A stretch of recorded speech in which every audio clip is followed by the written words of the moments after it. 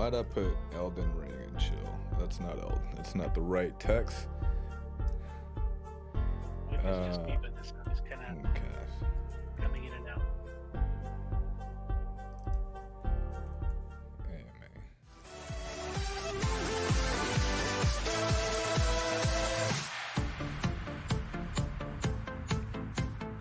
Testing, 1 2 1 2.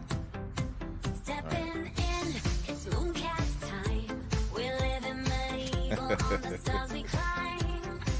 Sword in hand, gotta win this fight. $1 million if you last the night. The challenge got me feeling strong. Gonna prove that I belong. It's a Game of Thrones, but it's all for real. Battles fierce and the danger's surreal. In Mooncast, we'll rise and we'll fall, fighting for that prize. Gonna give it my all. Hey, how are you guys? Thanks for joining us for the Mooncast online dev chat for Milestone 1. That's a mouthful. I'm super excited to be here. I'm going to try and be entertaining and informative. We'll see if I succeed on either of those. So I just wanted to start with, we're Mooncast, and we are only here because of Bodhi. So Bodhi, for people who haven't really paid attention to this, is a coin. It's an ERC20 that was sold in order to make it possible for this team to build a new game after some unfortunate circumstances on a previous project. But I wanted to thank Jesse Hines specifically and the rest of the community for coming together and making it possible for us to be here and to build this new project and to have this awesome video and and interact with you guys. But I do you see that there's actually an extra night here. That is for our fallen comrade Manuel. Manuel was supposed to be here today, but he's actually busy. He's got another project right now. But in his stead, I wanted to say, smash that like button, yo, and do what you can for the algorithm. Try and get us some notoriety. Share this to your friends. Get them to start watching if you can. And lastly, before I turn it over to some of these other wonderful fellows, I know that the American presidential debate is happening in a couple of hours. Oh shit! I forgot about that. I don't think we're going to take 2 hours, but I want to make sure that we wrap up in enough time to get you into the frame of mind with whatever numbing agent you require. So with that out of the way, I forgot about the debates. Holy shit! Man, it's gonna be entertaining. My right is Catherine. Make sure you unmute. Yes, sorry. Hi, I'm Catherine. I'm doing design work for Mooncast. My favorite game genres are survival and competitive games. I'm a little camera shy, so you won't be seeing too much of me, but I'll be here. And it's a pleasure to be here and to talk to all of you guys. Awesome. Woo! To my right, yeah, whatever, where, Arturo. Hello, I'm Arturo Pulesio. I'm currently, with the help of Maxi, the art department. So I am very happy and excited to interact with you all. My favorite type of gaming is with survival, anything I can build with. And let me hand it over to Eric. Yeah, so I'm Eric Tuvey, an engineer here on Mooncast. Love programming. Howdy. Basically, I've been doing it Hello, my hello. life, and MMOs are pretty awesome. And so working on this is going to be fun. That's it. Angel. How's it going, everybody? I'm Angel Campos. I'm also an engineer, and I, feel lucky to be part The debate's of gonna be such a so project. funny, man. So looking forward to, Dude, I almost forgot about that. I'm glad you're 2 hours.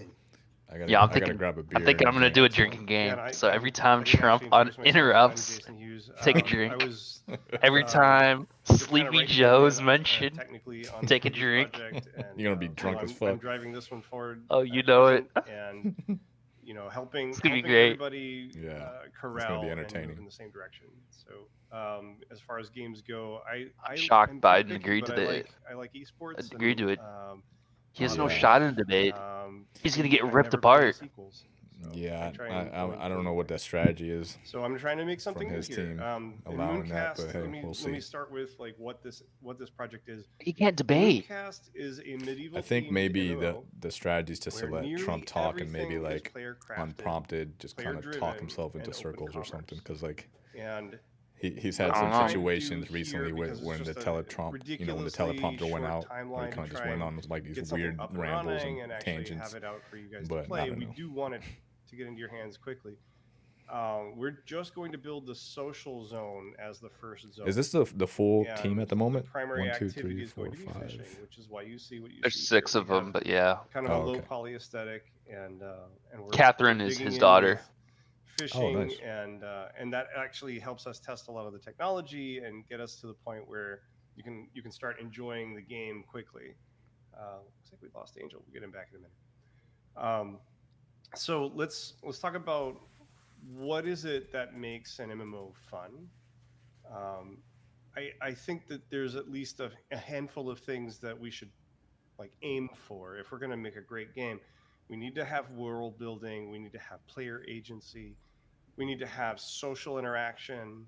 We need to have a deep play style customization so that everybody can find their own thing. We want to have long progression ramps and a challenging rewards curve.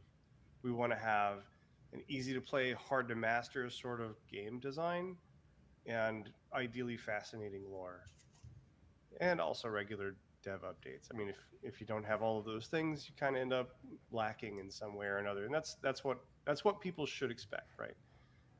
So we're aiming for world building and player agency by allowing you to claim land. You can build buildings. You can expand those things over time and kind of customize what they do. We're going to have social interaction. Initially, it'll probably just be text bubbles popping up, but later we'll have proximity chat.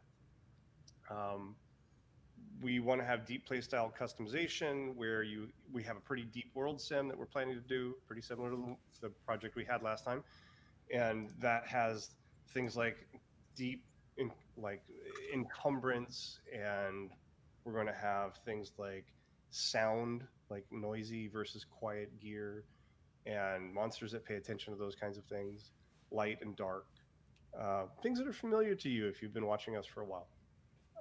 We're going to have a long progression and challenging rewards curve, meaning we're going to have real world scarcity and incredibly deep crafting system that's full of player expression.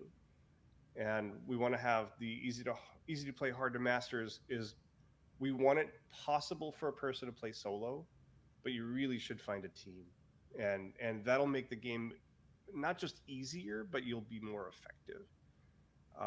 And then there's also fascinating lore. We have an amazing backstory that I think pieces of it will start leaking over time, and I think that some of that will be told through collectibles. But I look forward to having a future conversation where we describe some of the lore. And then regular dev updates is on us, and it's on you guys too. This is a community-driven project, so ideally, if we're doing a good job, you'll help support us in the future. So, of the things that I think are worth pointing out, we have made some important design decisions. We're going to do the low poly appearance. It allows for a lot of customization, but not in the way that most games do it. We're doing it in a slightly different way. Arturo likes to call it GI Joe, but it's articulated, but it's not using the more complicated skinning system. But it means that we have more swappability, and we're also using one skeleton for our characters and for our enemies. But that's for now. Like, we may change that in the future, but for now we can move really fast if we just have one skeleton. But what we also get is the ability to focus on other things like deep systemic gameplay, where the materials have meaning and the properties of the materials carry through everything you do with them. So, for example, if you build something out of wood, it's going to have the properties of wood. If you build something out of steel, it'll have properties of steel. Maybe you can have things that have magical properties, and depending on how you use it, you get the different but similar magical properties that carry through. So we'll talk about that when we get around to crafting. Players also have mastery, and the mastery what that means literally is the reduction of uncertainty. So reduction of uncertainty, like if you hand a really great weapon to somebody, they can use it, but they're going to be very wild in how they can use it. Whereas somebody who's skilled with it are going to be much more, I would say, efficient, but also they're going to be more reliable with it. So mastery is how you get better at something, and it's not that you can't use it before that. There's no hard gates really, but it may not. You can hand a really cool weapon or great armor to somebody, and it's just they're not that good with it. Your equipment is more or less how you play. And because of weight and because of noise and damage types and damage resistances, we want it to be so that an item that you might find early in the game still is valid for a playstyle. It may not be the playstyle you pick, but even an entry-level weapon or item may be the right choice for certain situations. So we don't have to have just an unlimited, huge ramp of content that we have to produce. Instead, we have to make it possible for you to produce it, and you can customize it for how you need it, which I think is interesting. It's fascinating. You could take the same idea of like, this is a dagger, and you can make it out of wood, and it'll be way lighter and maybe faster than one that you make out of gold. It may not be as expensive, but you may not want to use a gold dagger because it's too heavy, or maybe it clinks too loud or something like that. And then basically, like I said, players can do almost everything solo, but poorly. And to succeed, you really want to work together in groups. You want to be organized. You want to specialize, and then to shortcut some of that. You can actually use commerce and work with people that aren't necessarily good friends of yours, but you find that they have something of value, and by having something of value, you can trade things. And that kind of brings me to the next big set of pillars is how blockchainy is this? And I think that's a good question.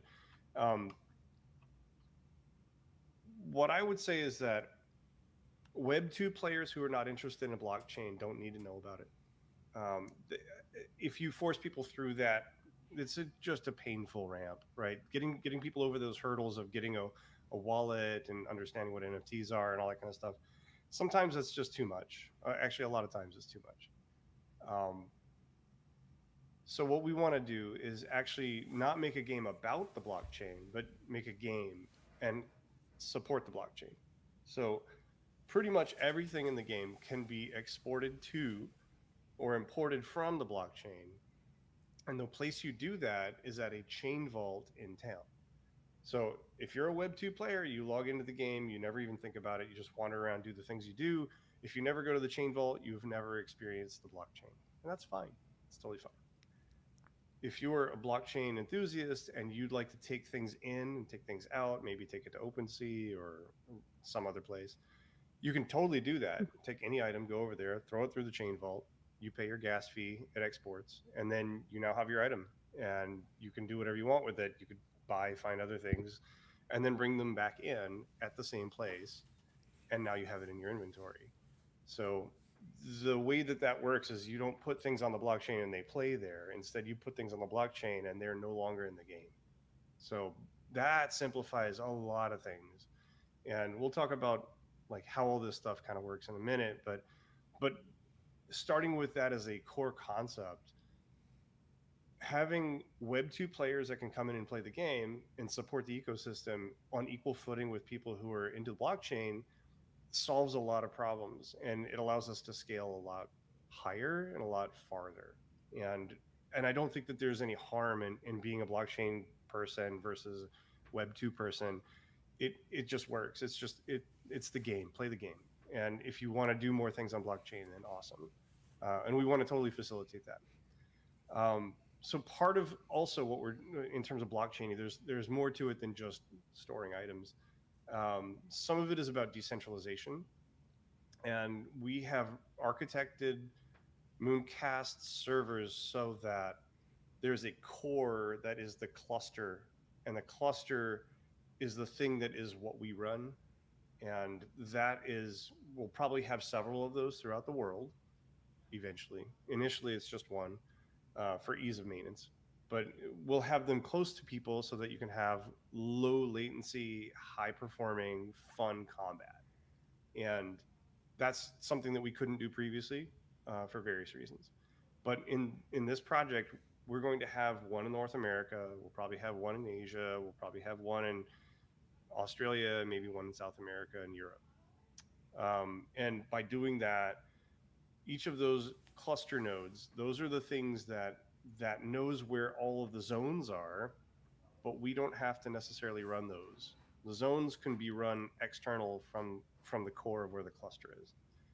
So what that means is we have a very pluggable architecture, and it's possible for us to use Amazon as our our server stack, or we might actually use Google Cloud, or we might actually use some decentralized physical infrastructure, which we're very excited about. I'm not going to talk about. I don't want to steal their thunder, but there's at least one project that we're keeping our eyes on because we'd love to be an early adopter of that, and by helping them, they're helping us, and there's a symbiosis there. So games working decentralized is, I think, in everyone's best interest, and longer term, I think there's some symbiosis there that I think we will benefit from, especially being early, and we are. Let's see. So the other thing, two things. We are a blockchain game, and we are going to have an ERC20, which is probably going to be called Cast, and that's going to be used as in-game gold. When it's in the game, obviously it's not on the blockchain anymore. Like I said, anything that you bring into the game is a game item, and so you can bring Cast into the game and use it. And if you find it in the game, it's already there. If you bring it into the game, it just increments your counter. So you can play with it there, and if you want to ever take some out, you can take it out. So it's an ERC20, but it's sort of like it's bridging into the game. That is very convenient for us, and we use that in a very specific way I'm not going to describe right now, but it is very intricately tied to how our spawning system works, and our spawning system has underpinnings for our economy, and it's very early for us to describe, but suffice it to say that the token has value, and we can control exactly how much that value is, and it will help support a floor price for all items in the game, which I have not heard another game able to do. So that's huge. The secondary currency, though, and we can actually add as many currencies as we want, but the one that we know we want in the game is Bodhi. Bodhi as a secondary currency is not just something that we're going to support and have as a counter, but we're also planning on having some things in the game that you can buy with Bodhi that can only be bought with Bodhi, which creates utility and is a big thank you to the community. So I'm not going to go into detail about that because we haven't built it yet, and I'm not going to make promises, but that's the plan.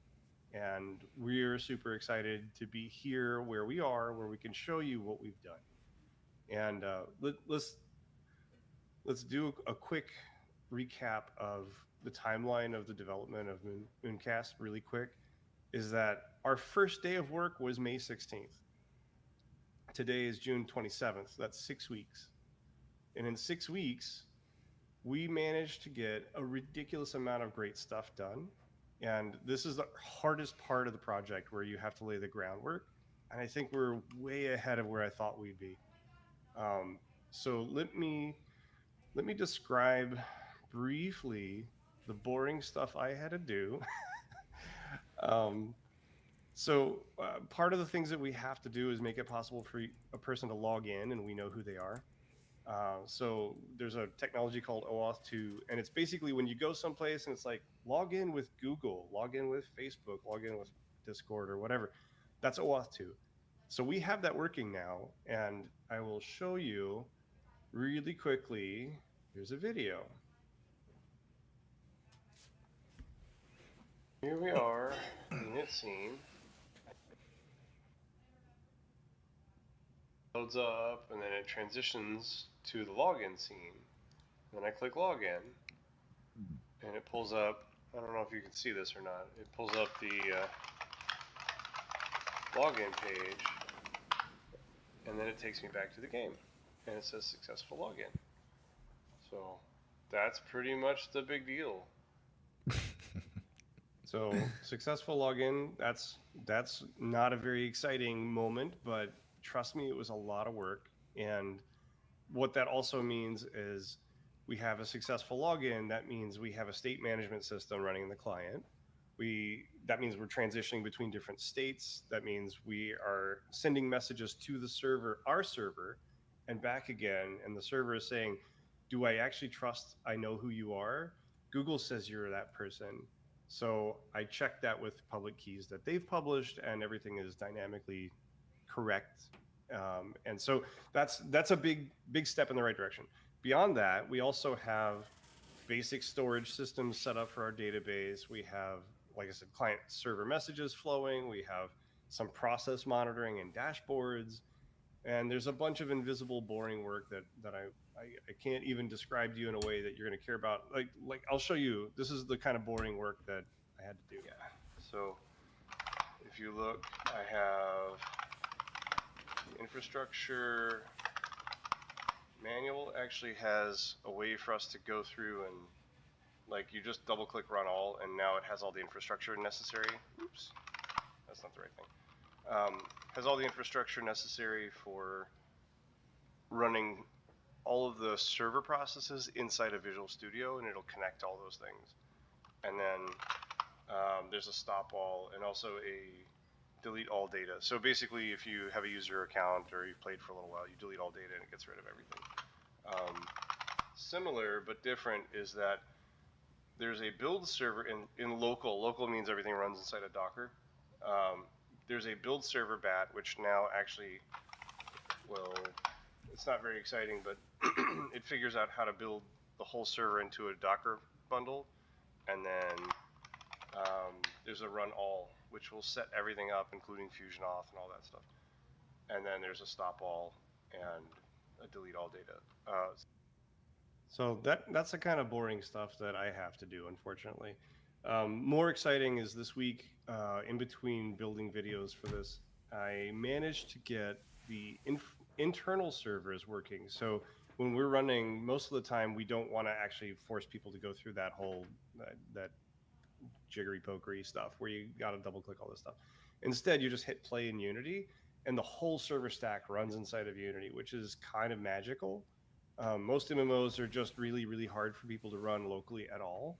And the way that we did it in the previous project and the way we're doing it again is building out a virtualized networking system so that people who are completely non-technical can go in, launch it by just hitting play, and everything works as if it were this more complicated system. We have simulated some parts of it, but most of it's exactly what you expect. So the bugs we find there are the same bugs we would find in a production build. So that's huge. What's in the art department? Thank you. Exactly. Eric, let me pass it over to you. Sure. So one of the things that we really wanted to nail early on is understanding how blockchain was going to interact with our game. And we've gone through lots of discussion about options and how we want to store things and conceptual things. And so what I've been working on is kind of prototyping some ideas and getting kind of blockchain up and running locally so that we can create basically our own Mooncast NFTs and how do they interact with our game. So yeah, I've been working on basically prototyping that tech. Go ahead and run the video, Jason. Hey guys, I'm here to talk about blockchain integration in Mooncast. One of the goals that we have in the game is we want players to be able to play without worrying about the blockchain. However, there's a special place in the game where you can go to manage your interactions between your game inventory and the blockchain. So what could that look like? I have a quick demo here. I'm going to go ahead and log in to the game. And imagine this is my game inventory. Inventory system is still in development. But this is a blockchain area here in the screen that you'll see. So let me go ahead and connect to the chain. I'm going to use the connect button, and it pops up in a QR code for MetaMask to scan. I'm using my mobile phone right now to connect to the game. Now I've connected. Here's my wallet address, and this is the chain I'm on, 1337. This is the network, the local network, the local blockchain that I'm using for testing. I have 1,000 ETH in this account. I have some Mooncast NFTs that have been given to me. And let's say I have nothing in my game inventory, and I want to be able to transfer some of those things into the game. So let's transfer over a fishing pole. Here's a transaction on the blockchain where that NFT was burned and moved to my game inventory. I'm going to refresh my NFTs, and it's gone. Now I need some bait, so let me go ahead and import my bait. And now it's in my game inventory. Another transaction on the chain, and refresh. Now let's say I want to turn that bait and get it back on the chain as an NFT. I go ahead and export that. And another transaction. Refresh my NFTs. Let me do one more time. Sometimes it takes a while for the blockchain. And now my bait is here. So I'm going to also show you how I can connect to the base network where we have our Bodhi, and I can view my Bodhi balance right there. Awesome.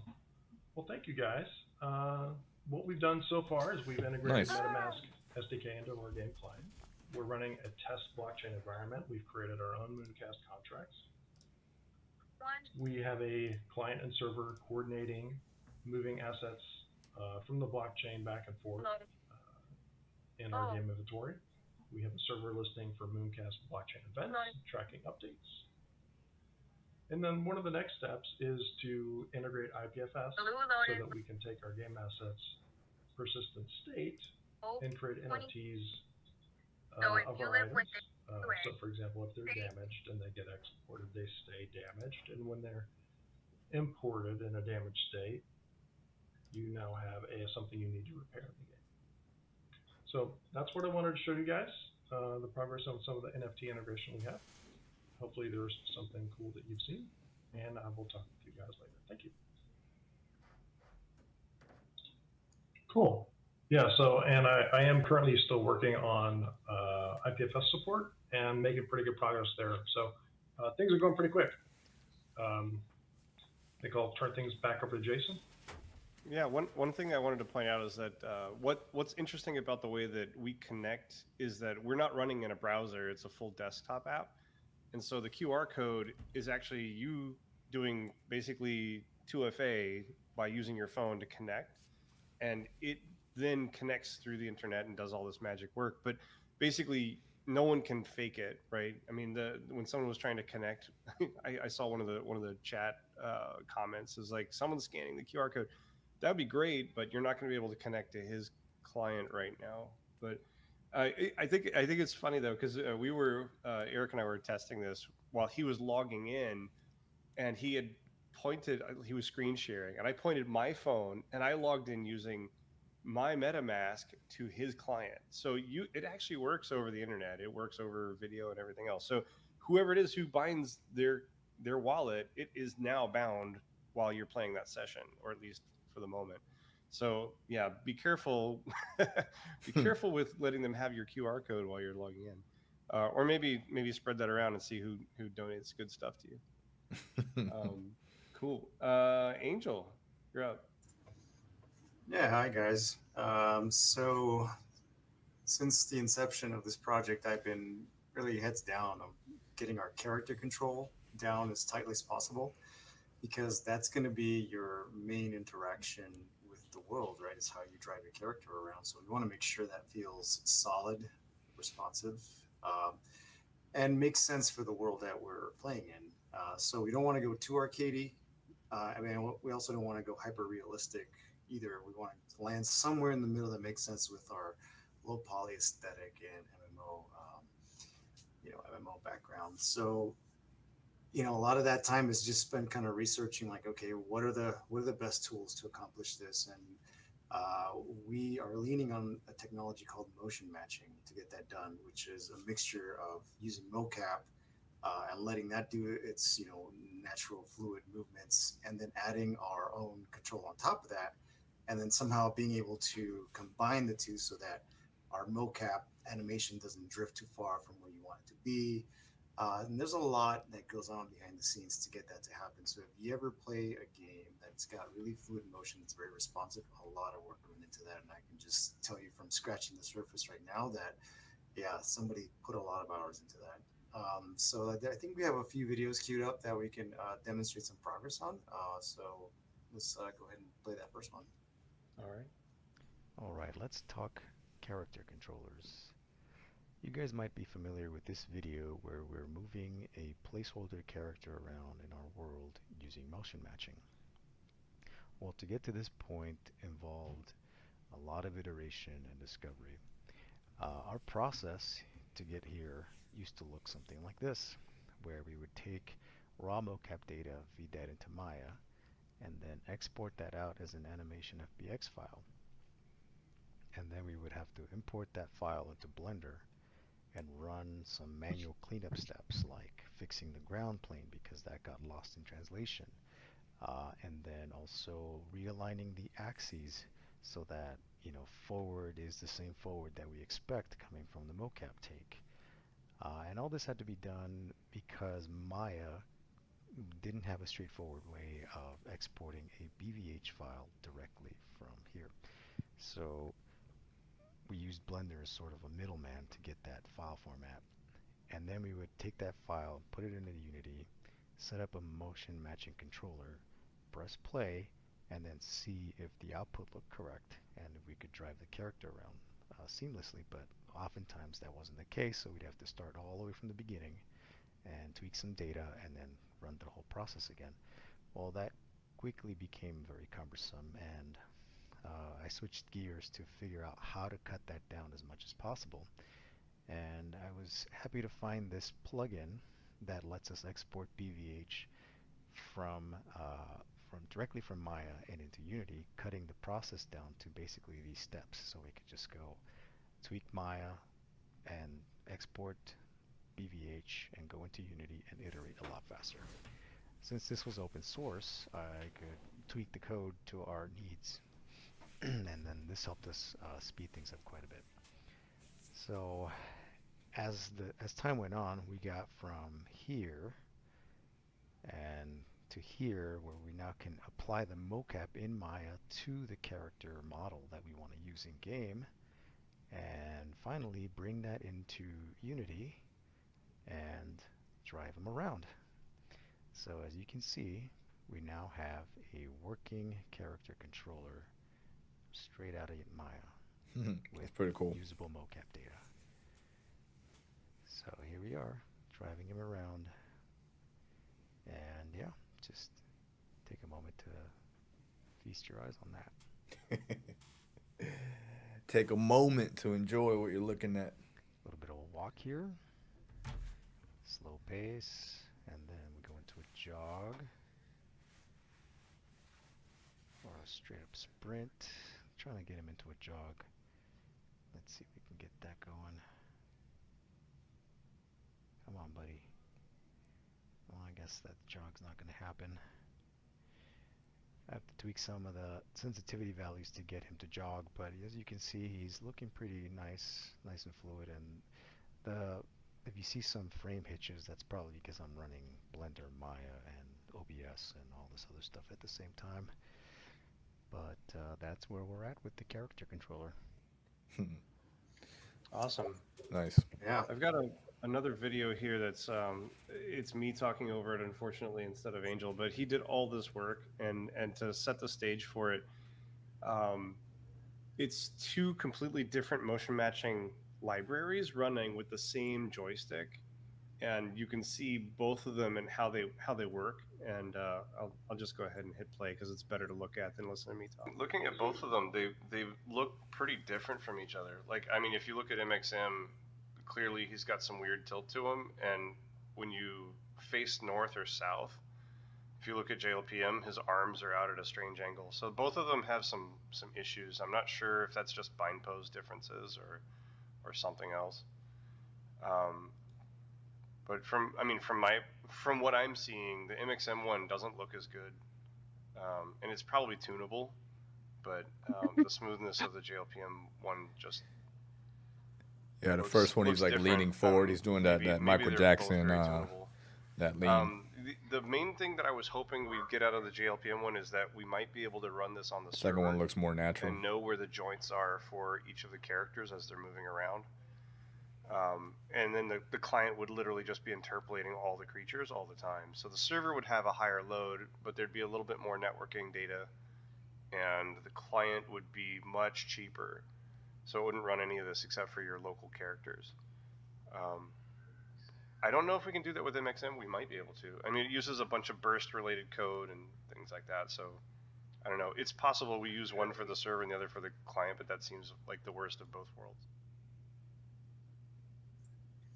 So for those of us that don't speak in Aramaic, the dots you see in front of the character are helping it predict what's coming up, which for us in their department helps so much. Because for the longest time, characters are only reacting to that very second when it says turn to the left. Or if there is something tagged as you will start leaning upwards. But there's no need for that with this. That trail of dots in front of you are telling it to DJ the proper animation to decelerate or to start going upward. Let's say you get that nice footwork that almost makes you want to have like a soccer game, you know, because it can shift weight and it can do acceleration and deceleration in a very natural way. Makes you feel grounded in the undulations of the terrain. So even though it's a lo-fi aesthetic, it increases the amount of immersion tremendously. Right. Yeah, I'd say so. And just from what we've been able to get in the game so far, and just prove out, the tech has just been I don't know, every time I see a little bit of progress, even though it's say 1%, it still brings a smile to my face because I'm like, oh, people are gonna love this. You want to talk over the turn in place video? I'm gonna cue that up. Sure. Yeah, I can explain what's going on there. So here is a small example of that 1% change where we didn't have turn in place animations before. So this is me just flicking the controller in different directions, and you can see the movements are kind of exaggerated. He's turning way too much. He's moving way too much to go there. So I asked our animator, Maxi, to give me some turn in place animations that would help with this particular transition. And we're going to get the after here to see how that really helps. Just raw mocap data of turnarounds, and now every time I flick the controller, it's very believable, very natural turns. So yeah, just seeing that, I was like, yes. It looks fantastic. That's actually really hard to do with a typical animation state controller because it always wants to kind of move the character in the direction, but if you just flick the joystick, it's like, oh, you're going really fast and then you're not moving at all. That's just really difficult to do normally. So that turned out really well. Cool. So I'm just excited to see what comes next. We'll keep you guys posted. Awesome. After fishing, we do rugby. What have you been up to, Catherine? Yes, so as a designer, much of my work has been spreadsheets of items and docs detailing stuff like the harvesting system or the crafting system, which is less interesting to look at and still subject to change. But I've got a video showing the more visual side, so let's go ahead and play that. Hello, these are explorations and designs, so just remember nothing is final. Here we have the crafting system. We're aiming for a deep crafting system where players have the freedom to choose their components, and the components' properties directly influence the outcoming item. See here by me making a wooden blade versus an iron blade. Same recipe, different item. Moving on, this was an exploration in magic to think about how one spell charge, in this case Fireball, could be used in combination with different magical focuses, Wand, Grimoire, Staff, to get a different effect, which I think is pretty dang cool. And here is the first inventory mock-up. This past its purpose was to think about how many equipable slots there should be, and that was a very long and wonderful conversation. Our artist Maxie did an incredible job redesigning it, so keep an eye out for that. Lastly, of the cool stuff that I could show off, we have a exploration on player views. So how many tiles should a player see at once? So we've got the biggest, medium, and then the smallest, somewhere in there. And yeah, we like the largest size here, and we might even go bigger once the real map is ready and not just whatever this is. Thank you very much. Yeah, so if we haven't said it, we are planning on doing the fishing game top-down, at least for now. And it's super exciting, and I've actually narrowed my scope down from crafting and such to just the fishing mini games, the fish themselves, what kind of cool other things you might find in the ocean, like, you know, boots. And of course the mini game, because why would you fish if you didn't get to play mini game? So let's go ahead and look at the types of mini games that we could possibly have. I'm back again to show off some of the fishing mini games we're considering. So first of all, you'd cast your rod, and then the easiest mini game is just ready, set, pull. So you would follow a quick time event and hopefully you'd get the fish, or you won't. All of them will require you to do the little quick time event to start the mini game.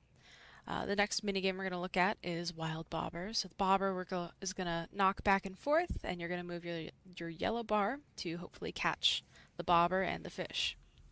That one's a pain in the The ass. next mini game is the tension mini game. They have that in Stardew Valley. Pull up the fish, increasing your string's tension, but you don't want to snap your rod, so sometimes you'll have to let go a little bit.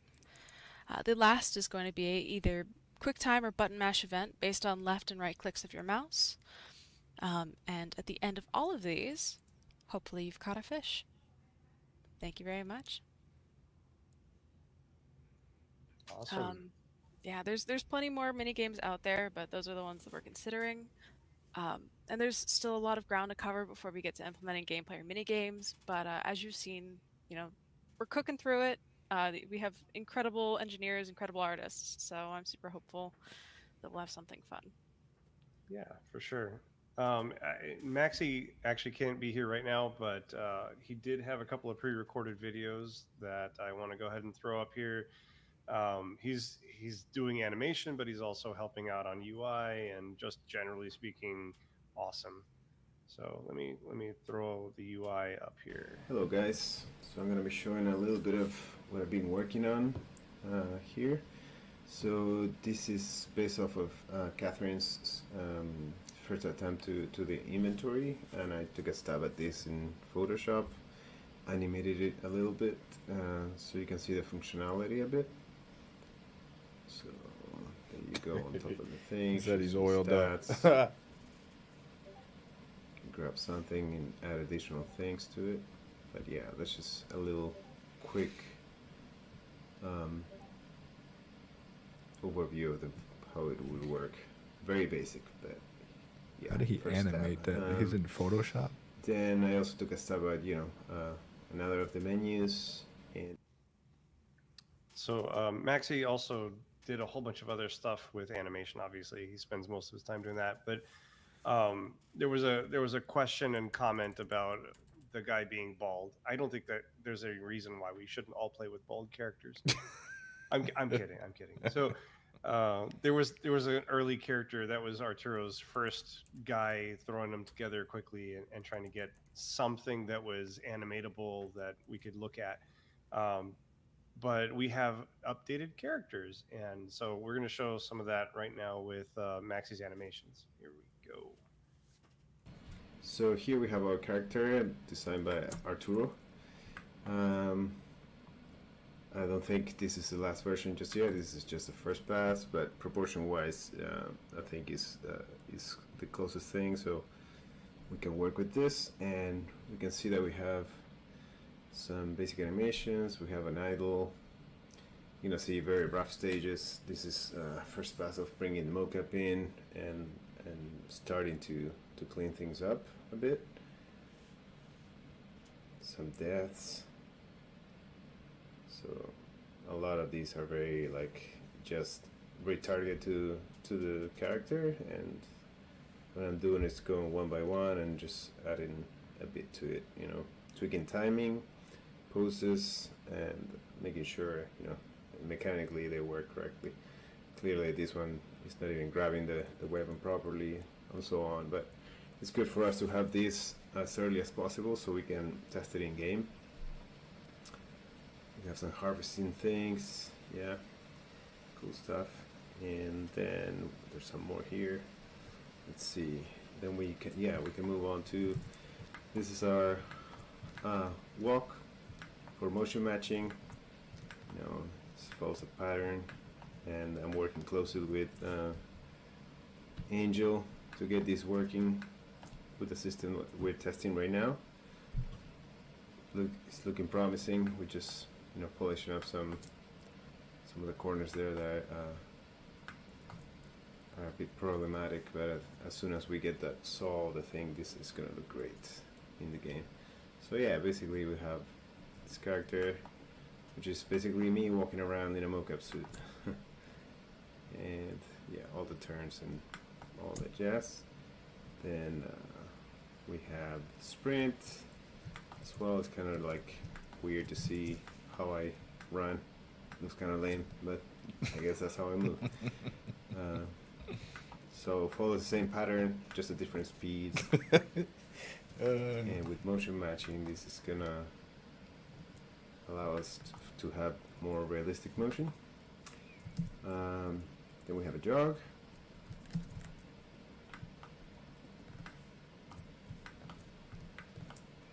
Same deal, with the same patterns, turns, starts and stops, and just speeding through this.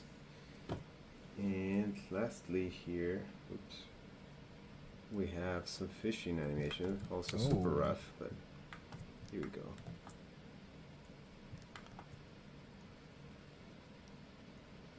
Dude, 6 weeks, man. I'm surprised. They put all this together in 6 weeks. Idle, and then catch something. Ooh.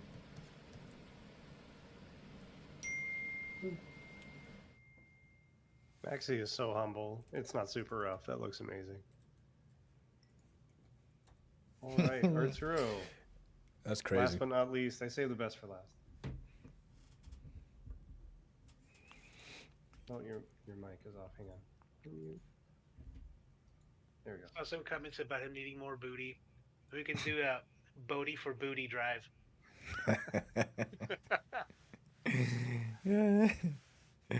Oh gosh. All right. Well, let me see if I can find your video. You want to lead into it? So, I guess what we did is, it's all pretty much said in the video, so I don't want to preempt it with the same content. All right. I'll just go ahead and start it up then. Yeah. Hello everyone, Arturo here from the art department. Not long ago, Jason reached out to me with some images he'd been playing with to kickstart the visual development for Outcast. The goal is to create an aesthetic that's fun, gritty, and approachable. We began to talk about proportions, which can be measured by how many heads tall a character is. Some games go for 3 or 4 heads tall for full adults, which trend to the hyper-stylized or childlike. Others go for utopian proportions, which go past superhero at around 9 heads tall. For our goals, we'll begin explorations at 5 heads tall, lighthearted and not so thin at a distance so you can see your gear better. We took some rapid iteration time using the tools of our day, and we got far in making decisions in a short time. We have a goal of embracing the low polygon look, so we need to get a sense of how cartoony, how intricate, how sexy, how abstract, if it's high fantasy. And we landed on something that serves our purpose as well. A mix of sturdy MMO fantasy I that's like big that. on modularity. It can go delicate on some species and tough on others, which allows for expression while still keeping a shareable kit. We'll start with a human as our root so we can grow from there. Our first 3D character was reinterpreted from one of the images to hit our 5-head ideal. It was made to be articulated rigidly, like the old G.I. Joes, which gives us some early benefits with tech exploration and makes modularity easier. Then we tried the modern engine to gauge how the hard edge stylization is carrying through. It's good to see that they feel different with only a head change and some slight scaling. Now you all heard that we're starting with a fishing game, so we're exploring how to expand this style to cover the fish and the gear of the world too. The goal for gear is that it'll take advantage of the low polygon breaks in the models to tag different materials. More advanced things will be made of more types of materials, and they'll have world sim behaviors that affect gameplay. Something that's made out of metal will behave like metal, something that's made out of wood will behave like wood. Similarly, we had to plan how all this carries over to the environment. The scale of the detail, how we can introduce areas of complexity and of simplicity. The characters need to fit well in a world that carries the same density of detail. We want to spark a sense of wonder and an ache as you look upward and want to explore different shelves of content. All this while leaving an open door to explore different types of nature without being too tied to reality. We've prototyped some shapes that allow us to explore this, and we're starting to experiment on what we'll consider important, what works best for our gameplay, and our visual needs. We hope you enjoyed this early prototype update. We'll keep you up to date as we try a taste of different versions before we nail anything down. Nice. A little taller on the characters, I think. Awesome. Cool. That stuff looks amazing.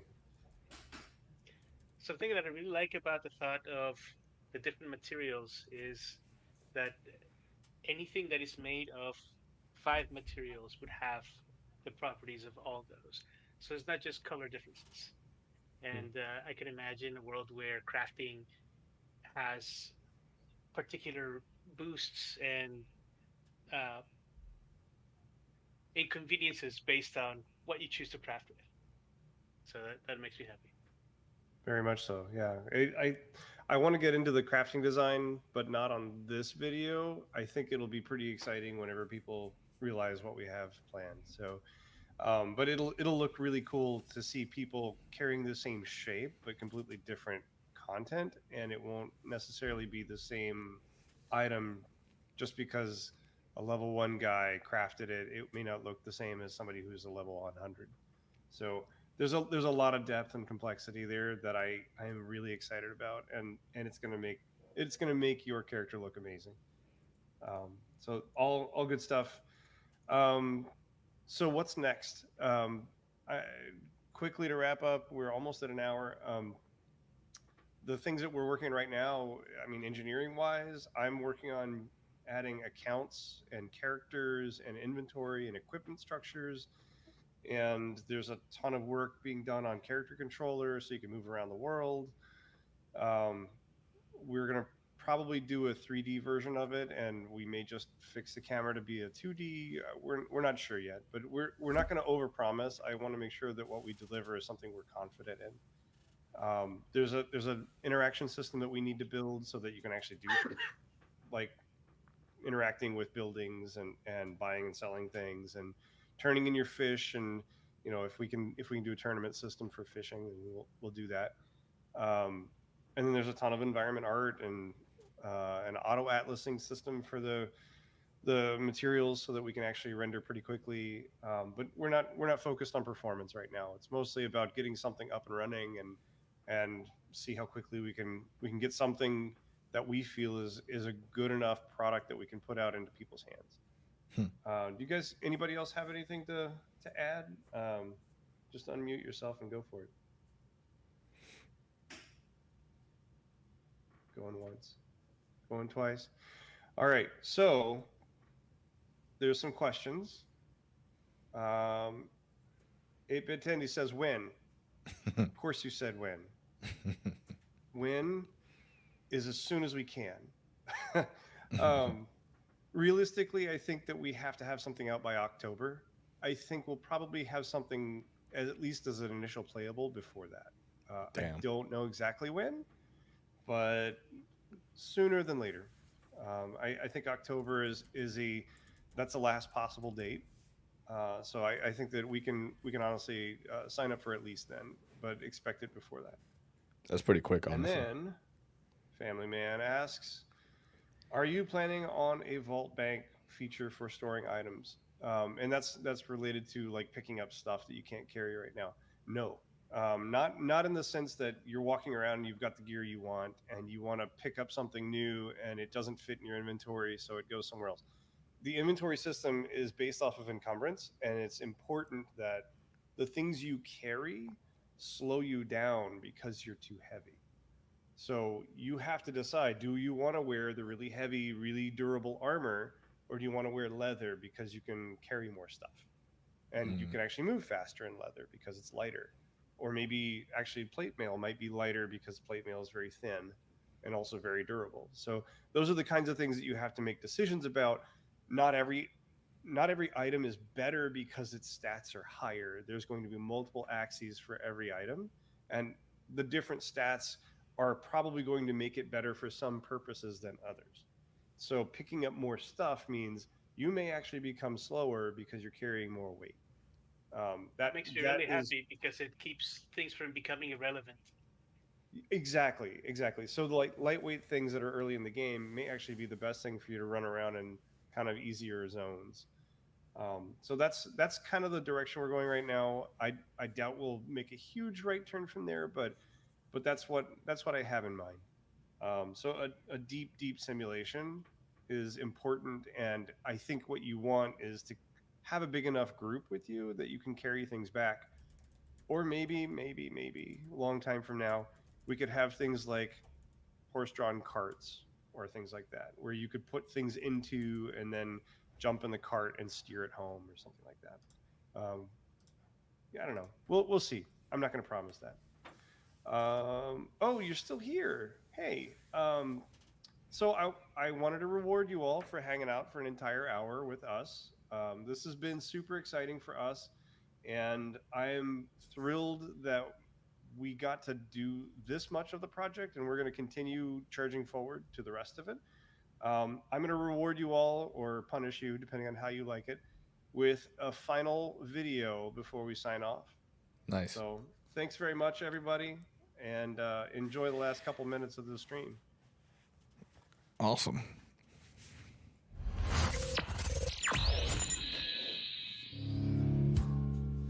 We're burning bright beneath fluorescent skies, crunching lines of code, no breaks, no goodbyes. We've got the passion, we've got the dream, but every bug feels like they doing work, man. 6 weeks.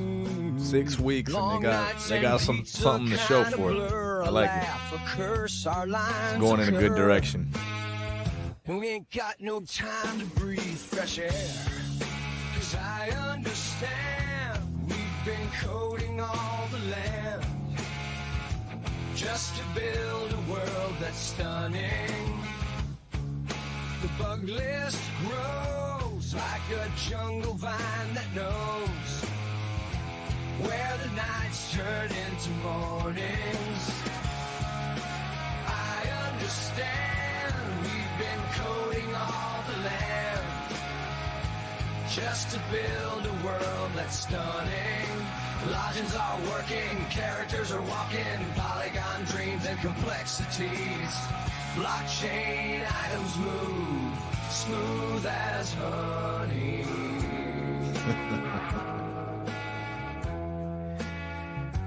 It's getting too easy to use AI now to make music.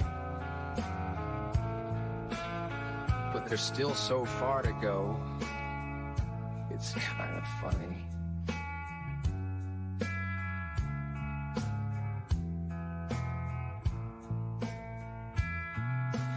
Code warriors, keyboards, and caffeine, mapping out worlds where no one's been.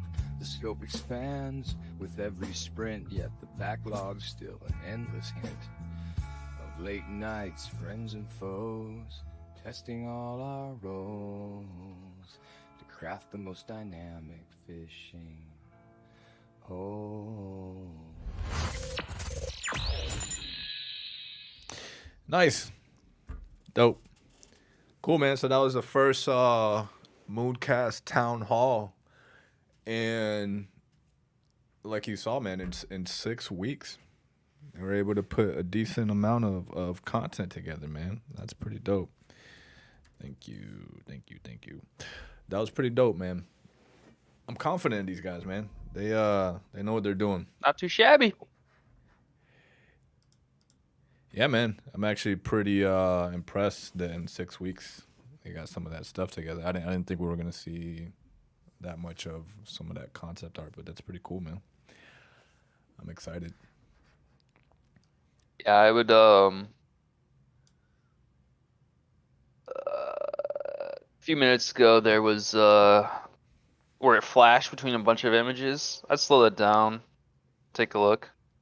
Oh, little Easter eggs in there. No, I was talking to Jay Hughes the other day, and he was going through them one by one with me, and we were talking about it, and they look kind of cool. So I just look at it. No Easter egg. Okay. My knowledge. Yeah, man. But like yeah. it flashed right at the end where it was a bunch of like scenic trees and shit. Yeah, I like it, man. I'm excited. These guys really, look like they know what they're doing. So yeah, and that's pretty quick that we're gonna probably get something playable in October. So I'm down, man. I'll be waiting.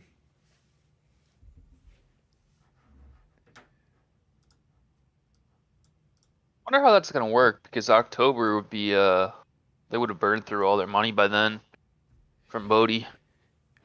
Well, yeah. I mean that's really honestly, I think one of the real concerns I think that I have is like what happens after the Bodhi money is gone. What's their runway? Like how are they sustaining themselves after that?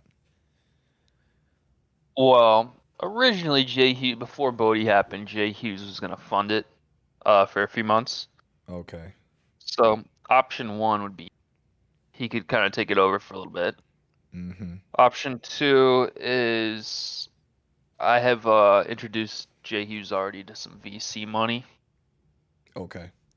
So that could be an option, and I can link him up with some more people. Where I don't know how exactly that's gonna work, but he'd have to sell equity, or he'd have to sell a private sale, the cast token or something. Right. You got to come up with money somehow. So you either have to sell a token, you got to sell a node, or you got to sell equity. Those are the only three ways around it, Yeah. Well, I mean, there's also possibly the option of some of these grants that some of these blockchains are putting out, right? Yeah, I know he's applied to some of those. I don't know about the status, but Well, it's too yeah. early. Well, that's the thing. Like, if they have something finally kind of playable to show, I think it'll be a lot easier to then maybe get some traction with that stuff because I think it's too early on. But the issue is by the time they're to that point where they're actually eligible to apply for the grant, they're going to need more money. Mm-hmm. You see what I'm saying with that timeline? Yeah. That's the only thing I'm kind of like concerned about is that runway. So I mean, we'll see. Well, you could always do the route where money runs out, Jay Hughes funds it for a few months, gives them enough time to apply for those grants. But what if they don't get a grant? Then what? Right. I I wonder if you could do like another community. Well, if they can do another community round, I get some more months out of that. I don't know. You know. I don't think the community will be up for another Bodhi round though. You know, Yeah. they're gonna want equity. They're gonna, Well, you yeah. know, I mean, but that's I don't know. You know, something has to happen if they do run out of cash. But I don't know. but no, I'm a big fan. I'm a big fan. My number one choice is nodes because then you can actually build something, and Jay Hughes is smart enough to make sure that the nodes will print some in-game currency or whatever, you can sell it, whatever, just like a Gala node. But he's smart enough to know how to actually make those nodes actually work for him and actually, help the program. Right. So that's my first choice. My second choice would be a fucking equity sale, and then my third choice would be a fucking private or strategic raise of the cast or whatever. I'm not a huge fan of those token raises. Right. Hey Zana, what's good? It was good, man. It was good. I enjoyed it. Yep. I didn't think we get those visuals that we got though, like in-game concepts. That's what I was saying. I was like surprised that within 6 weeks they're able to kind of put some of that stuff out already. Yeah, I was just like, damn. I thought this was like, some Jay Hughes technical where we're at. Those images were all those images were at least 2 weeks old.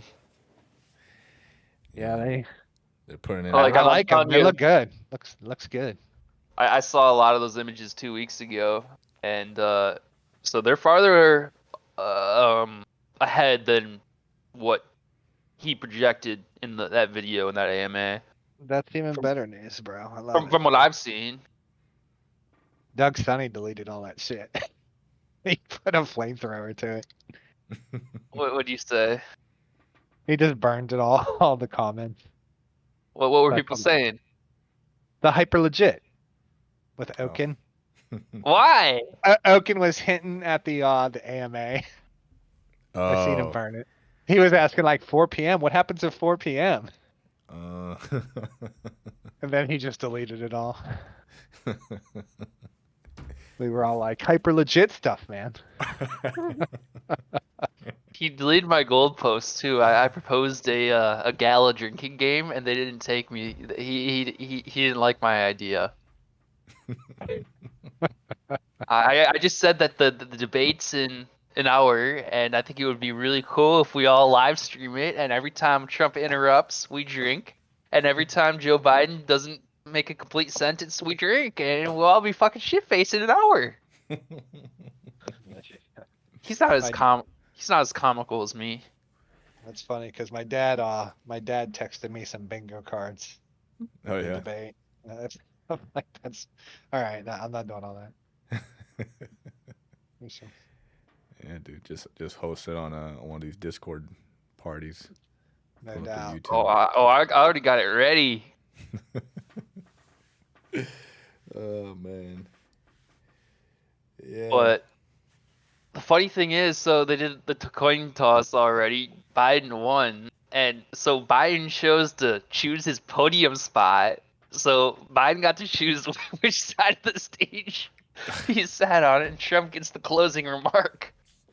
That's I'm funny, like, dude. I seen RFK's that but RFK that wasn't makes- invited, so he's doing his own. Yeah, no one's gonna watch it. Yeah, I know. I feel bad for him because Oh, I don't. I do. I like RFK. He's all right. Well, here's the thing: a third party has no chance in the USA ever. The Democrats and the Republicans will never see that power because it's not in their best interest to. So we will never have a third party ever. I don't know. That's that's up to next generations and shit. People get frustrated. Things change.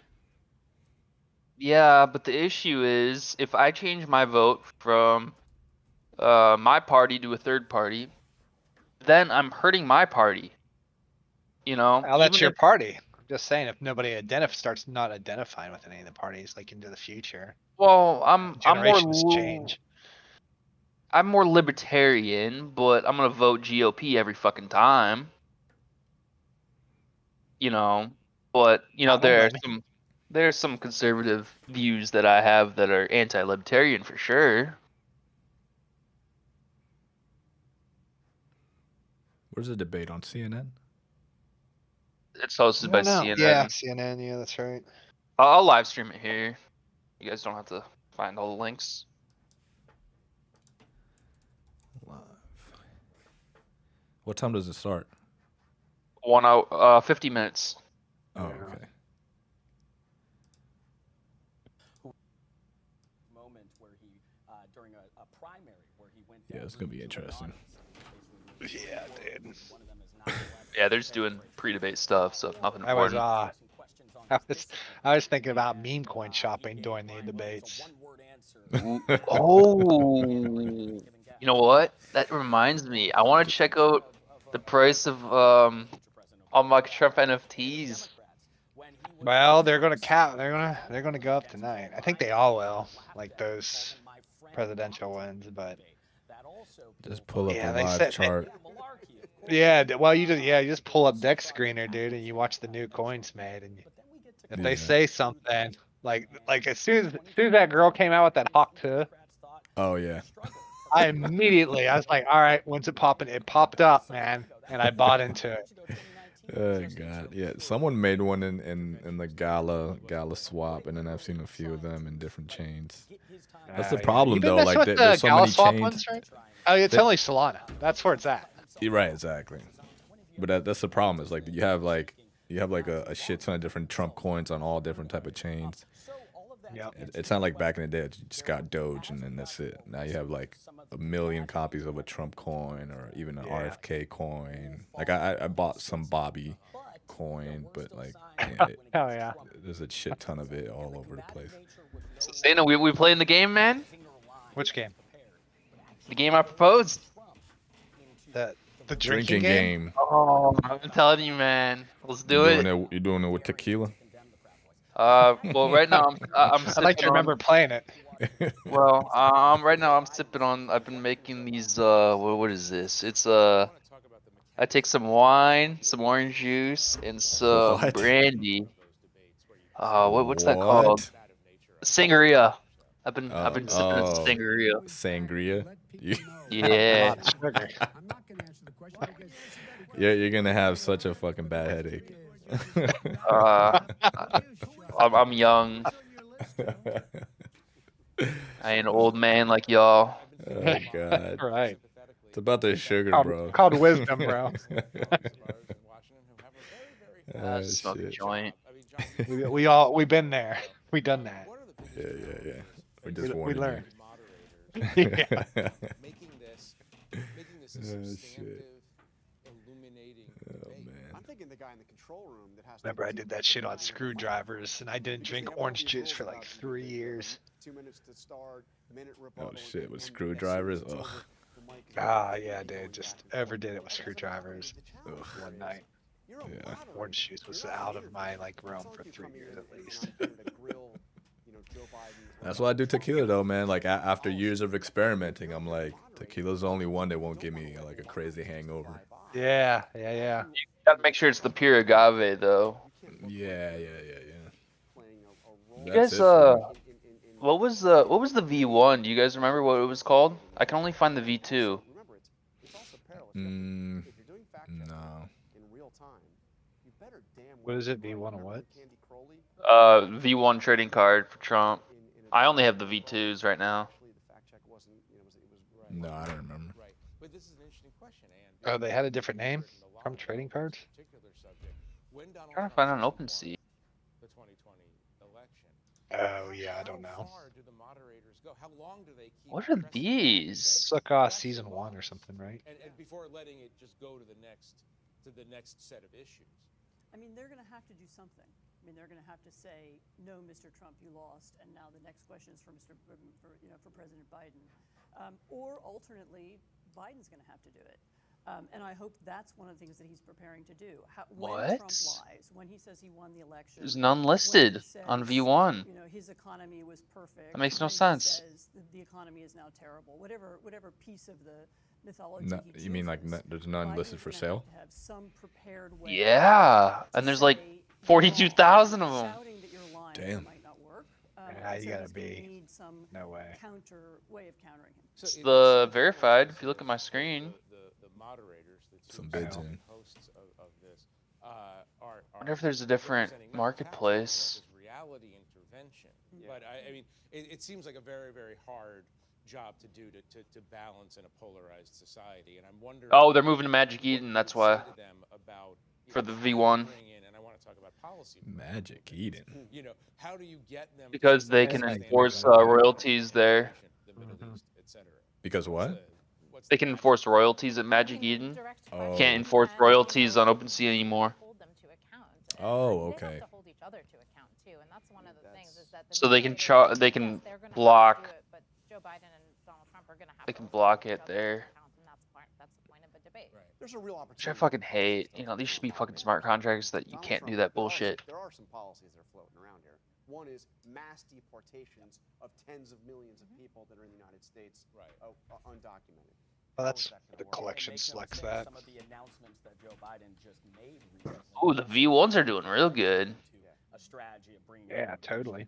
You want to do real good tonight. had two executive actions. Oh, the floor right now is just below 0.1 ETH. I think it's funny because Trump has become a caricature. To stay on the shark theme, it's almost like that's chum in the water right before the He's a little fucking idiot when icon or he- something. You No know, he's matter how much fucking. you hate him, he's like something crazy like that. Yeah, but he's trying to portray himself as a crypto bro, even though like he fucking butchers all the words and the ideas. But at least he's trying to appeal to the crypto guys, which great. I'm gonna vote for him either way, but Yeah, but it's so obvious. That's the problem. That's what I hate. It's like they're so no, yeah, obviously trying to he like. doesn't know what he doesn't know what he's talking about with crypto. Right. Not one bit. Yeah. Joe Biden is the worst president ever. When I was president, I'll be interested if he announces a vice president though tonight. He said he Weren't they thinking knows about who it Vivek? is. Yeah, I hope it's Vivek. Because he knows crypto. Who the fuck is Vivek? Vivek. Vivek Ramaswamy, the Indian dude. I honestly have no idea who that is. Really? He was campaigning hard as fuck. Yeah. And I think that's really why this. I would have voted for that dude over Trump. Basically, Donald Trump is back. I think anyone over Trump for me. Yeah, dude. No That's my doubt. stance. I mean, no matter who we get, we both lose. Oh god. I think he's my guess. It's gonna be controversial. I think he's gonna put such has huge importance for the voters, although there are ways in which Rubio. could change the election. I know that's why. I know that's absolutely wild. I think he's gonna put Rubio down. He ain't gonna do that. I'm leaning to Vivek. I think. Yeah, I'm leaning Vivek. That might suddenly burst into the campaign and There was change some it. talk about it the other day. If not, it's gonna be a big surprise on who. It's true Right. that Trump Definitely not has, Rubio, I dude. think under the influence of some of his Who's he gonna? advisors and some of the people around I just don't. he has He's gonna started pick to me, bro. use once again this Nah, Russian he should propaganda pick me, about man. the war was our fault. I think because that gives him a way of contrasting to Biden. You know, it's if I had been in office, it wouldn't have started, and so on. You know, it's somehow the Dude, this US is like Super Bowl for my fucking dad. This is crazy. John, just in the minute that we have left, I'm curious to know. I want to hear you on what you're looking Oh god. Both my parents are hitting me up, dude. They're super Trumpers too, man. I'm just Are like, they? ah, dude. Oh yeah. Like super Trumpers. Like they'll wear the hat and everything. Oh shit. Oh. Like, come on. They've been initiated. Yeah, dude. This is God. Yeah. I went to his first rally. Not gonna lie. Oh shit. In 2016. Yeah, it'd be fun. I don't blame you. Everybody's. Well, about you're in 2016. Florida, man. I mean, you know, so. Yeah, dude. They'll execute you for we're- not being Republican down there. Yeah, we're in Trumpville. Funny thing is, I grew up in Wisconsin. They're way more pro-Trump than they are in Florida. In Wisconsin? Huh. Yeah. Yeah, Dude, it's anything a that's lot hot of in it the is city is North for Trump. Florida. It depends, cause like. I'm in the Panhandle. Yeah. So yeah, I'm Trump town. Yeah, you're Trump town. Down here in South Florida it's like if you go like the Miami Cubans, that's where it gets like really Trumpy. Fort Well, yeah, Lauderdale. the Cubans are very conservative. Yeah. It's because they live with Castro and they saw, you know, the complete opposite, and they're like, we want anything but that. Yeah, yeah, yeah. And I'm reading it right now when I tell you that we have to leave it there for now. And I want to thank our panelists for joining us and sharing their reporting.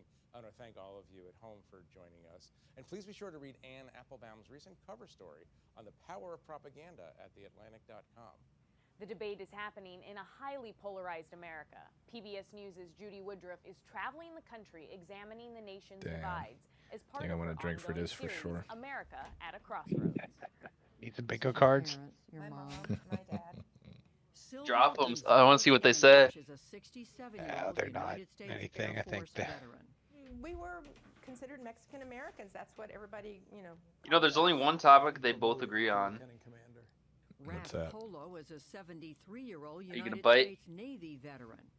At home, we spoke Spanish. We drank the Cuban cafecito. They both support Israel. That is the only topic that I'm aware of that they both agree on. We were Americans. They both live in Tucson, Arizona. They consider themselves Latino, and they are both politically active. But when it comes I was listening. He was just recently on the All In podcast, and surprisingly, he was when they were asking him how he would do in the debate. Surprisingly, he wasn't like overly cocky. He was kind of like, you know, Biden might hold his own. So I was kind of surprised by that statement from him, because normally he's like super cocky, super like, yeah, I'm gonna destroy him or whatever. So that's why I also think it's interesting the way that he's coming into it. Well, Trump has pulled ahead in the polls finally, where he's ahead of Biden for the first time. Not good people. The rapists, murderers, and I'm pretty convinced Hey, Oak. the terrorists are here. Hey, what's up, Oak? When it comes to former President Trump, What'd you think? What'd you think of that? his campaign by denigrating Yeah, man. Mexicans. They're bringing drugs, they're bringing crime, they're rapists, and some, I assume, are good people. And has repeatedly disparaged immigrants as he calls for more restrictive. Hey. His first comment Howdy, was that howdy. all Mexicans are rapists and murderers. What was I supposed to have open arms? That's not true. My family is nothing like that, and most immigrants are nothing like that. I'm not going to stand by and let them say Mexicans are terrible or Latinos are terrible. That's not acceptable. That is not American. I'm from New York, so I grew up with people like Donald, so it doesn't bother me. And you think he'd be a good president again? I think he'd be out. I put in VC one. That division reflects one playing out across the country. And What do you while put in VC Latinos one? have I tagged long you. been a Oh, key those bingo cards my constituency dad of the sent. Democrats, Oh, let's see. recent polling shows that the playing gap bingo and between shit. the parties is tightening, with 44% of registered it's like Latino for whatever voters they say. favoring Donald Trump and 52% supporting Joe Biden. Bingo, inflation, they love me, Barack Obama, military families, dictator, birth control, Gossip, Kamala Harris. is a professor at the School of Government and Public Policy at the University What's the drinking of game, Arizona. Rusty? She tells us these Well, the drinking game I told you was take a drink every time Trump interrupts, and take a drink every time Joe Biden cannot complete the full sentence. Japanese immigrants. I mean, these are two completely different countries. People We're come gonna here be at hammered. different times under different circumstances. She studies how an individual's personal Hoax, identities and loser, social definitely gonna say surroundings those. influence their political attitudes and behavior. Fake news. And says Fake because of news. common experiences among Latinos, Classified docs are gonna get mentioned, maybe. So for white Democrats and white No, yeah, Republicans, because there's not a Biden lot that really will try to point out For all Latino the Democrats and Latino Republicans, we see linguistic classified ties, we see shit religious Trump ties, had in Mar-a-Lago. with discrimination, Mar-a-Lago. Immigration's definitely gonna get mentioned. minority or as an immigrant. So as you think about Latinos, I don't see crypto on that card. That's why I should text him back. think about He might slip up and say Barack Obama. about Latinos as a voting bloc.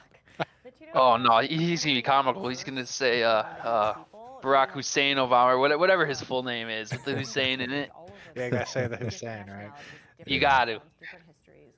Or mention the birth certificate in Kenya. Come on, make it juicy. within this very diverse group of people. Illegal voting, he's gonna mention. Latino community hasn't always Oh, January 6th. I didn't see that on that list. Oh yeah. We're very often There's no January 6th either. Oh yeah, there is. Insurrection. We're not in the school books. We're not in the textbooks. So Let's this see. is really wonderful representation because Marie Arana is an award-winning author, journalist, and the former inaugural Melania literary Trump. director at the Where is his Library wife, of bro? She's Congress, like, she got. where we met. They do not put her anywhere near him anymore. She's nowhere in the media. She just disappeared. I think Neither is, they're what's the other? What's the VP? Pence. No, like the VP right now. Oh, Kamala. Kamala, yeah, Kamala Harris. Well, They kind of took issue- her away too, bro. Well, it's because she's so unliked on. But even the Democrats don't like her. Yeah, she's like nowhere to be found either. Well, because she's laughing at times and smirking when like, what the fuck? Like literally, the one thing that pissed me the fuck off was they're asking about when she was a prosecutor, and where she'd lock all these people up for marijuana and shit like that, and then she was asked, "Have you ever smoked or whatever?" And then she just starts cracking, laughing up because obviously. Yeah, I remember she's, like a thing about that was it was like a nervous thing that she does. I think that's a nervous thing. Well, it's maybe a nervous tick, but yeah, it's not not a good look. It's not a good look. Totally. That's why they don't show Totally. her on camera, or they don't keep Yeah. her around. You can't handle her shit. And I think Trump's fucking wife is just fucking mad at him every time that Totally. she's always fucking just like mean mugging him. Yeah, dude, got them gold handcuffs. Especially with that fucking the Stormy Daniels shit. She don't want to be around. Ah, when yeah, that's happening. totally. I don't think she cares about Stormy Daniels though at all. Yeah, I mean, bro, I don't know. That was She's probably that was, numb now, dude. Stormy Daniels was well before she was even in the picture. Yeah, but I mean, if you're married to someone and then now they're bringing up like you got a whole court case and all this shit around. Some Yeah, porn you're star in the you, public. Yeah. You got to answer for like how you feel about your husband shagging Yeah, this fucking exactly. porn Yeah, star because kind of reporters are questions. definitely gonna ask. Yeah, exactly. Yeah, but how's that any different than having an ex-girlfriend or a one-night stand? That's your womanhood and your It's- like yeah, but morals and it's- perspective. Yeah, exactly. It's also about like a lot of it too is about him paying her off for image sake. With her Republican neighbors. She told So, us she has family members Well, who yeah, supported and former President Trump. I'm surprised he hasn't sued her because that was part of the agreement. That's a contractual obligation where you can't talk about that shit. Yet she goes talks about it, so I wouldn't be shocked if he sues her soon, Stormy. Because she can't talk about that. That's why she took the money and the contract that goes along with that. You can't be talking, and yet she was flapping her trap. Well, it happened. I don't care if you get yours. It's Are you anyone's streaming? guess how this will break in such a hard-fought election. Yeah, I'll go What's clear live. is Like that this is just both campaigns I have will it be muted making right their now. case to But the yeah, I'll. 6.2 I wasn't watching this. million Just seen eligible Latino voters. But yeah. Once we hit 9 p.m., I'll turn the volume on.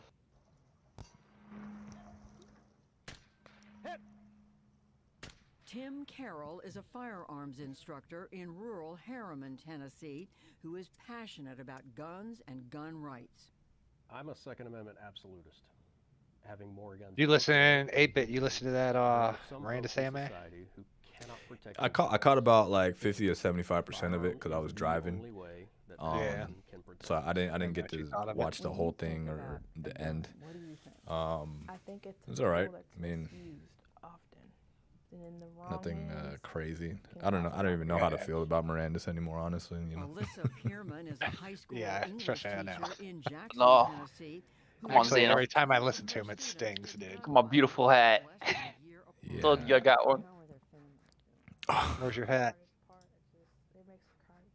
Oh my God, this guy. True Floridian right there.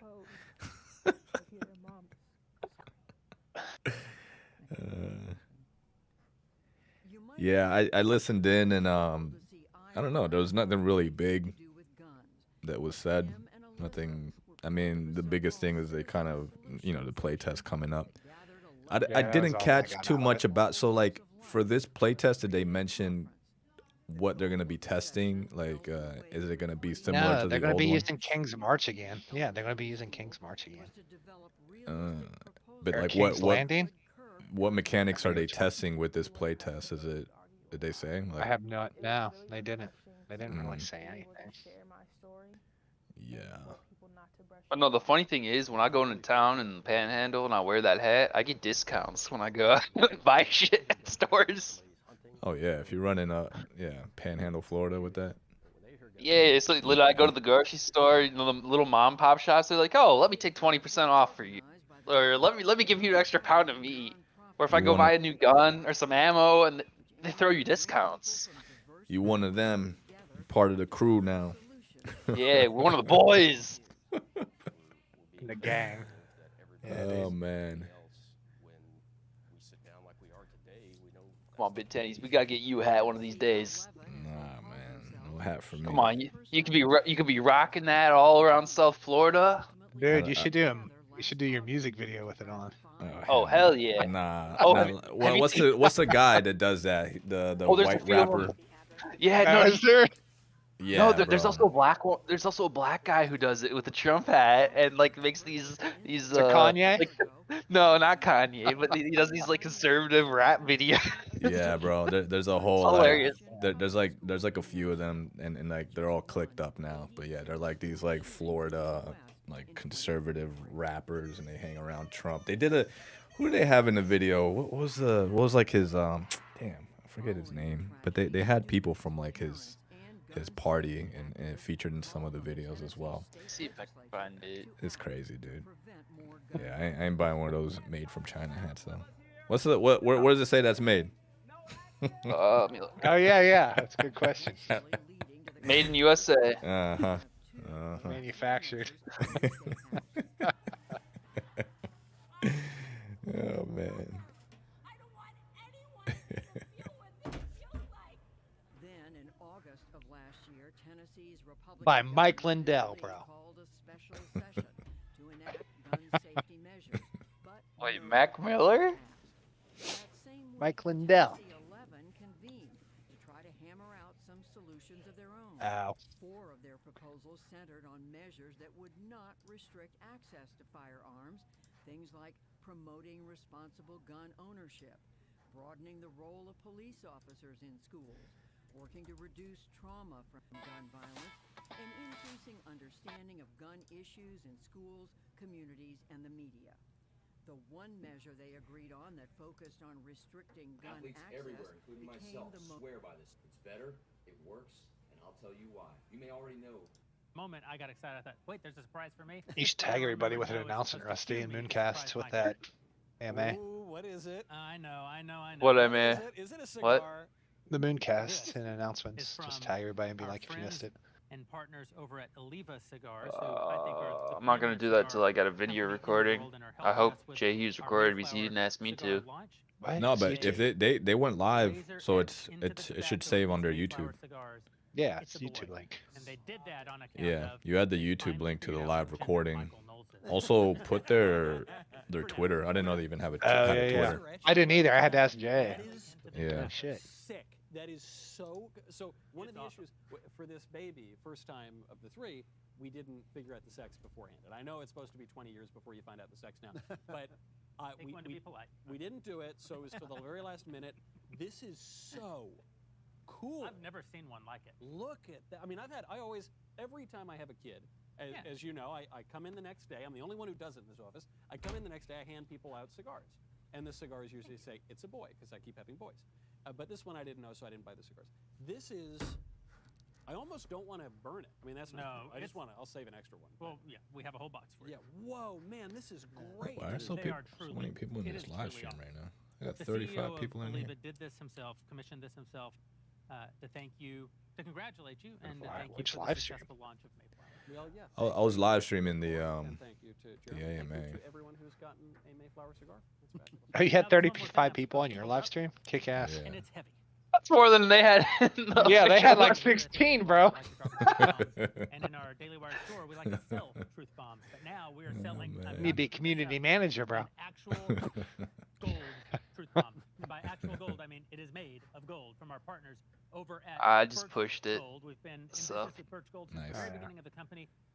I think they were technically our very first advertising partner. Do we have them all? It's been Yeah, we a do. great relationship we've had with these guys. Ben will tell you how to diversify and get into the gold game. But if you do it tonight, and we'll talk more about it after the debate, you will have the opportunity to lay your hands on your very own gold truth bomb. I was against this. I'm just gonna be honest. I'm gonna hand this to you, and you will immediately know why I'm against it. Someone will be murdered. All right. With our solid I'll gold be truth back. bomb. It starts at 9, right? This will actually be in Yeah. future iterations of And the game. about 25